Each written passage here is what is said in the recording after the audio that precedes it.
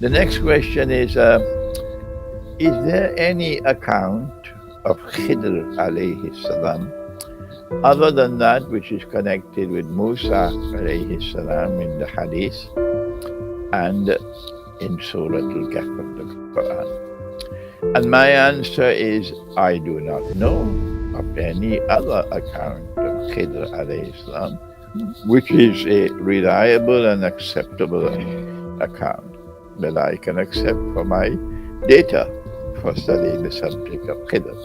The only information I have on Khidr alayhi salam is that which is located in the hadith literature and that which is located in the Quran. And therefore, wisdom in scholarship. Wisdom requires that you must know the limits of human understanding. And when you have recognized those limits, you don't cross them. That is wisdom. That is intellectual wisdom. And I respect those boundaries and I don't cross those boundaries. Don't ask me, please, is he still alive? Number one, I don't know. And number two, I do not want to know. Now then, do we have any more questions? Oh yes, we have a lot of questions. Is there any chance that Saudi Arabia and Iran can become allies? Unless the Iranian leadership changes, God forbid. And they have another leadership in Iran similar to what they had prior to the revolution. Those who are clients, like the Shah of Iran, a client of the United States. There is no possibility. So long as Iran has leaders that they themselves choose, they have chosen, their Iranian people supported the revolution of Imam Khomeini rahimahullah, and those of you who object to my saying rahimahullah, you can go your way and leave me alone. That's right. Don't waste your time and my time with your silly comments. So I don't think so long as Iran is led by Ayatollah Khamenei, and so long as the people of Iran are in support of the revolution, and I don't see any sign that they oppose the revolution.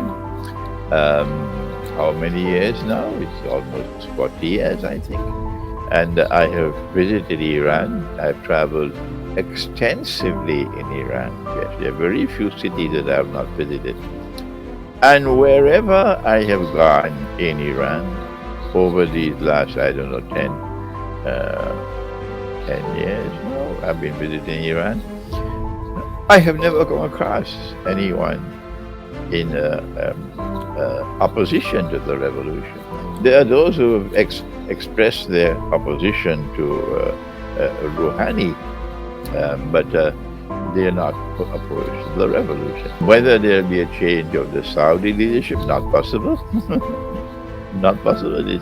It is critically important to the Dajjal and to the Judeo-Christian Zionist alliance, critically important that they maintain their control over the Jaziratul Arab. Critically important that they maintain their control over the Hajj and over Mecca and Medina, which is the heart of the world of Islam. And so when they realize that now the possibility exists that they may lose control, that the Saudi regime may not be able to control anymore, what they'll do, they'll ensure that the Hajj is abandoned, because the Hajj that takes place after the Malhama will be a Hajj in which the Saudi regime can collapse. So my answer is no, there is no possibility of any possible alliance between Saudi Arabia and Iran, so long as these two countries are led by those who now lead them. Next question, can Salatul Jummah be conducted at home if you have at least 2 or 3 people in the house, when you read the Quran says, بعد أعوذ بالله من الشيطان الرجيم يا أيها الذين آمنوا إذا نودي للصلاة من يوم الجمعة فاسعوا إلى ذكر الله وذروا البيع ذلكم خير لكم إن كنتم تعلمون. When the azan is called to invite the people to the remembrance of Allah on the day of the Jum'ah, you must hasten to the remembrance of Allah.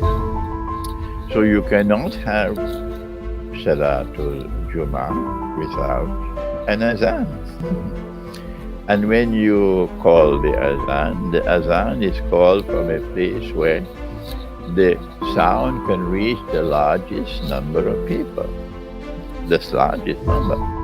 And so Bilal radiallahu ta'ala anhu would climb to the roof of the masjid to call the azan, so that the voice can go far. That's why the minaret came into being. We built the minaret so the muezzin could climb up the minaret. And when he calls the azan, the voice can go far and wide. This is before the microphone came into being. And therefore, whenever you have Salatul Jum'ah, the objective is to get the largest possible gathering. The largest possible gathering. And if the law says that you cannot have a gathering larger than 3 or 4 or 5, then why don't you think? How can you call the azan when you are not allowed to have more than 4, 5 people? No, you cannot. Rather, you'll have to say, Salli fi buyutikum. You must perform your salat in your homes.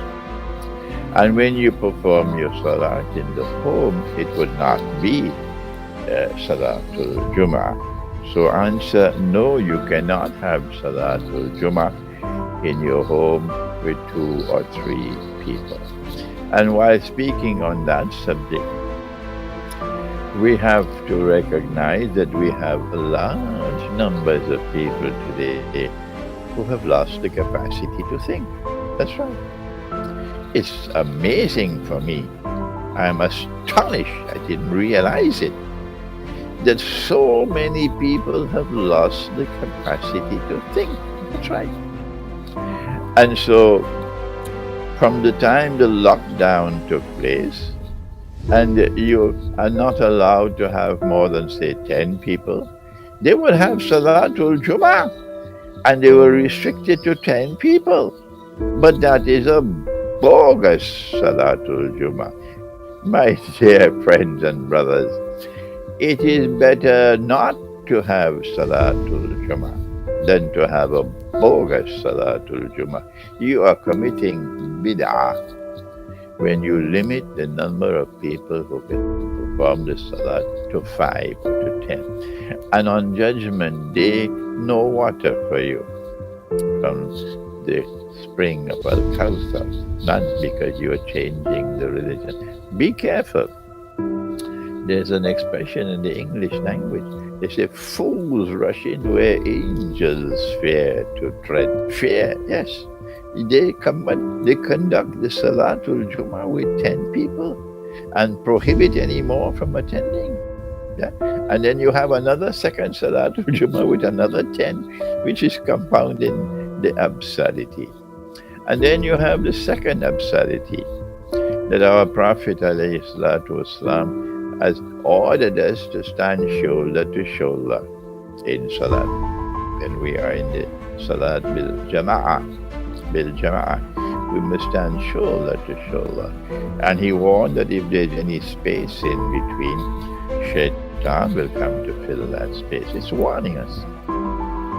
And then the lockdown comes, and we are told that there's an agreement with the government that we can have our Salatul Taraweeh, which is bil Jama'ah, not the Salat al-Tarawih, which is individuals praying by himself. We're talking about bil Jama'ah, a congregational salah. And each person in the saf means the row, would stand about 3, 4, 5 feet from the other one. The space so big between the people, you could probably drive a truck. That's not a valid salah. That is not a valid salah.